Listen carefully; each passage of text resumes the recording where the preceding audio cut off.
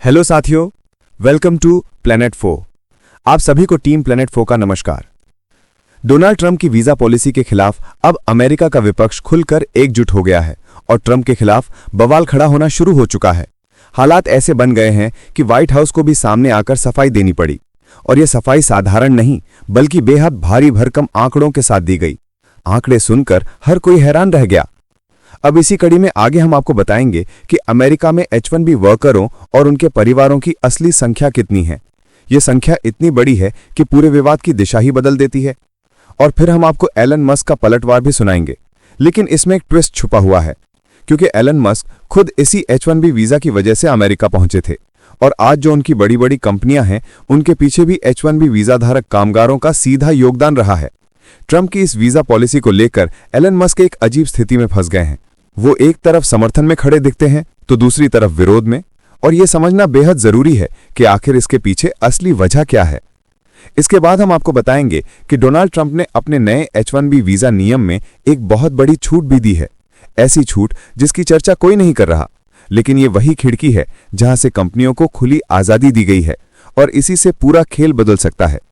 और आखिर में हम आपको दिखाएंगे कि कैसे ट्रंप सरकार ने अपनी पॉलिसी को सही ठहराने के लिए बेरोजगारी के आंकड़े पेश किए। ये आंकड़े देखने के बाद आपको साफ समझ आ जाएगा कि ट्रंप ने मजबूरी में आखिर क्यों ऐसा बड़ा फैसला लिया।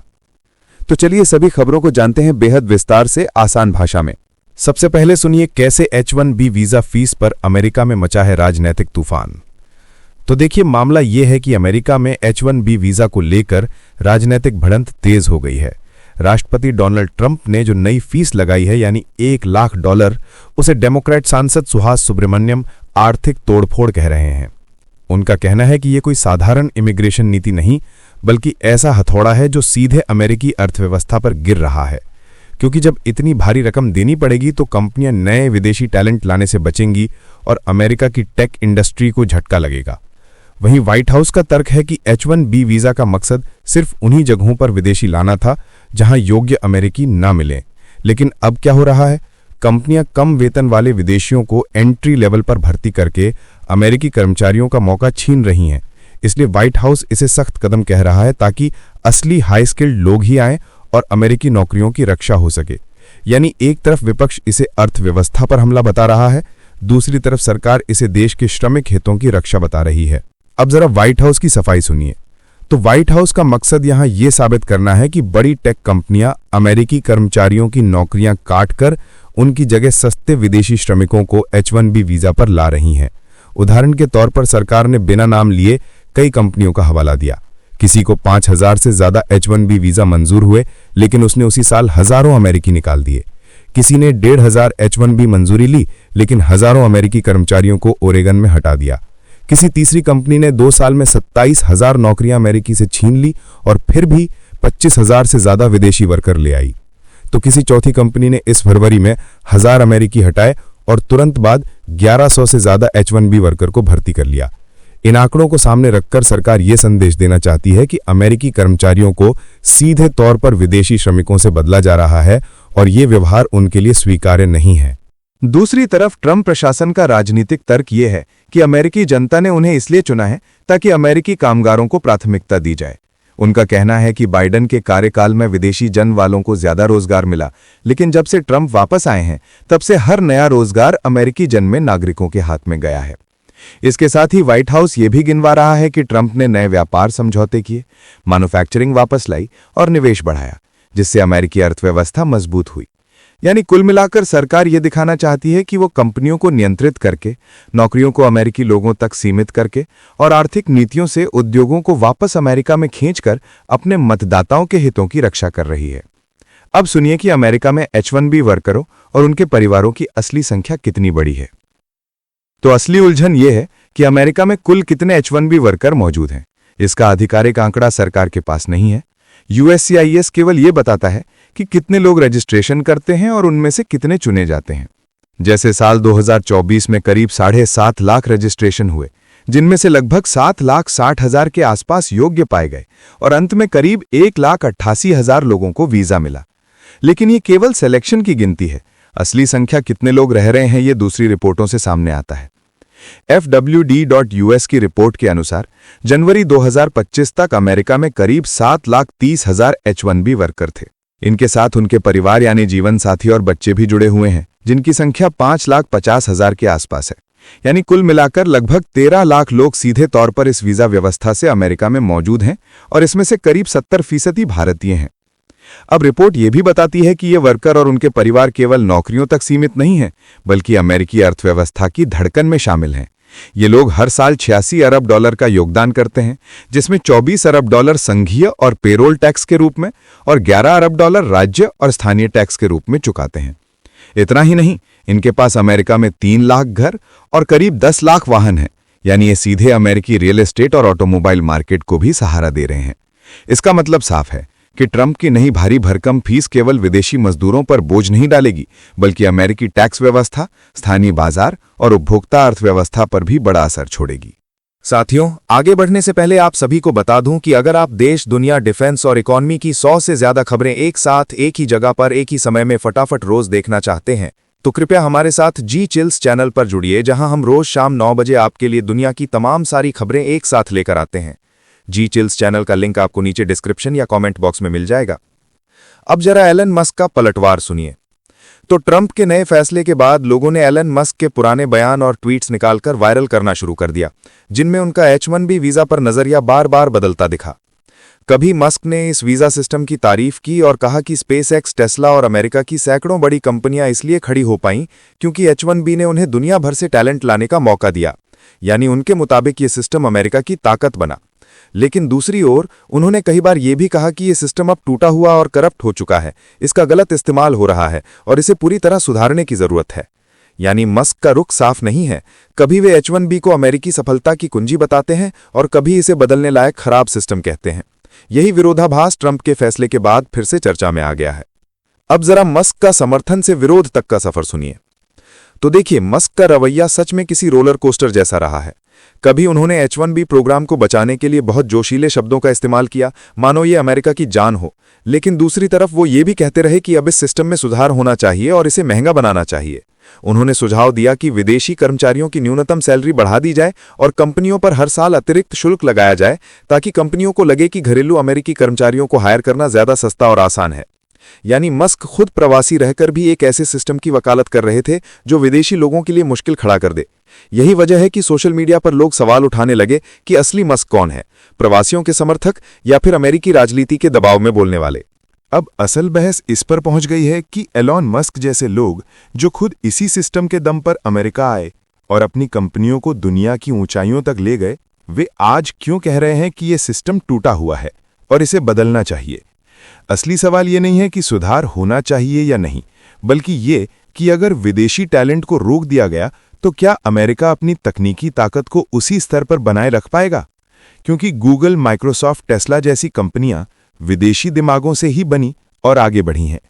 इसीलिए अब ये मुद्दा केवल वीजा या प्रवासियों का नहीं रहा, बल्कि सीधे सीधे अमेरिका की आर्थिक ताकत, भारत के लाखों इंजीनियरों की उम्मीदों और पूरी दुनिया की टेक इंडस्ट्री के भविष्य से जुड़ा हुआ एक बड़ा संघर्ष बन गया है। आइए अब जान लेते हैं कि ट्रंप के नए प्रोक्लेमेशन में कड़ाई के साथ कौन सी छूट की खिड़की छोड़ी गई है। तो ट्रंप ने जो नया आदेश साइन किया है, उसमें H-1B वीजा धारकों पर कड़ी रोक लगाई गई है। उन्हें दस्तावेज में एलियंस यानी बाहरी लोग कहा गया है और आवेदन पर सीधी $1 लाख की फीस ठोक दी गई है। लेकिन साथ ही इसमें एक लचीला रास्ता भी छोड़ा गया है। होमलैंड सिक्योरिटी सचिव को यह अधिकार दिया गया है कि अगर किसी व्यक्ति, कंपनी या पूरे सेक्टर को अमेरिका के राष्ट्रीय हित में जरूरी समझा जाए और वहां से कोई सुरक्षा या कल्याण को खतरा ना हो, तो उन्हें इस भारी नियम से छूट दी जा सकती है।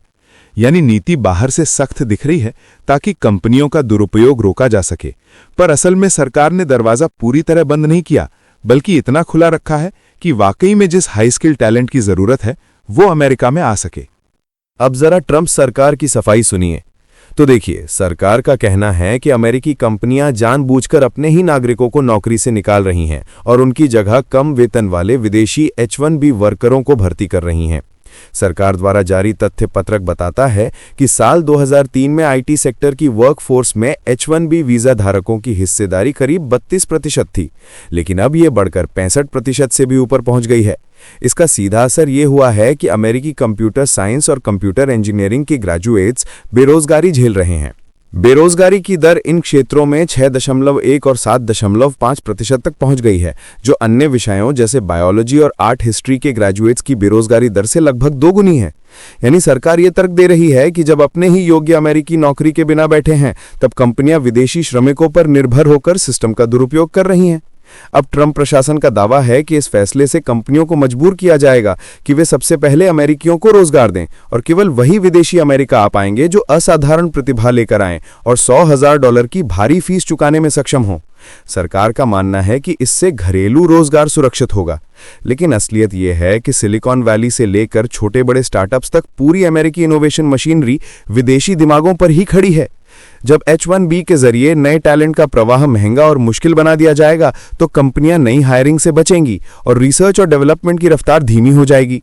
इसका मतलब यह है कि एक तरफ अमेरिकी नौजवानों को सुरक्षा का वादा किया जा रहा है, लेकिन दूसरी तरफ भारतीय इंजीनियरों के सपनों पर ताला लग गया है और अमेरिकी टेक्नोलॉजी सेक्टर की रफ्तार मंद पड़ने का खतरा और भी गहरा गया है।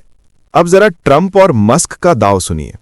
तो ट्रंप अपने हर फैसले को अमेरिकी वोटरों को खुश करने के नजरिए से ले रहे हैं, ताकि ये दिखा सकें कि वो विदेशी श्रमिकों के बजाय अपने नागरिकों के लिए खड़े हैं। वहीं एलॉन मस्क जैसे बड़े कारोबारी खुद भी कंफ्यूज दिखते हैं। कभी वो इस सिस्टम को बचाने के लिए जोरदार लड़ाई की बात करते हैं, तो कभी कहते हैं कि इसे इतना महंगा और कठिन बना देना चाहिए कि कंपनियां मजबूर होकर घरेलू अमेरिकियों को नौकरी दें। लेकिन असली मार तो उन भारतीय इंजीनियरों पर पड़ी है जो सालों की पढ़ाई और मेहनत के बाद अमेरिका जाकर सपनों की नौकरी पाने का सपना देख रहे थे। अब वे असुरक्षित और डरे हुए हैं कि उनका भविष्य अचानक अधर में न लटक जाए। यही वजह है कि यह मुद्दा अब केवल वीजा तक सीमित नहीं रहा, बल्कि अमेरिकी राजनीति की चाल, भारत की युवाओं की उम्मीदें और पूरी दुनिया की टेक इंडस्ट्री की स्थिरता से जुड़ा एक बड़ा भूकंप बन चुका है। अब देखिए कैसे अमेरिकी वाणिज्य सचिव हॉवर्ड लुटनिक का संदेश कंपनियों के बोर्ड रूम तक गूंज गया है। तो अमेरिकी वाणिज्य सचिव हॉवर्ड लुटनिक ने बड़ी कंपनियों को साफ संदेश दिया है कि अब उन्हें बाहर से लोगों को लाकर अपने ही नागरिकों की नौकरियां छीनने की इजाजत नहीं दी जाएगी। उन्होंने कहा कि अगर कंपनियों को ट्रेनिंग में निवेश करना है तो वे अपने ही ताजा ग्रेजुएट्स और स्थानीय युवाओं पर करें, जिन्हें उनकी अपनी यूनिवर्सिटीज तैयार कर रही हैं। इस बैन का असर तुरंत दिखने लगा। बड़ी कंपनियों के बोर्ड रूम में चर्चा होने लगी कि अब कॉस्ट मॉडल यानी खर्च का पूरा ढांचा बदलना पड़ेगा, प्रोजेक्ट स्टाफिंग यानी कर्मचारियों की नियुक्ति की रणनीति दोबारा सोची जा रही है और ट्रैवल एडवाइजरी यानी विदेश से स्टाफ बुलाने के नियम अपडेट हो रहे हैं।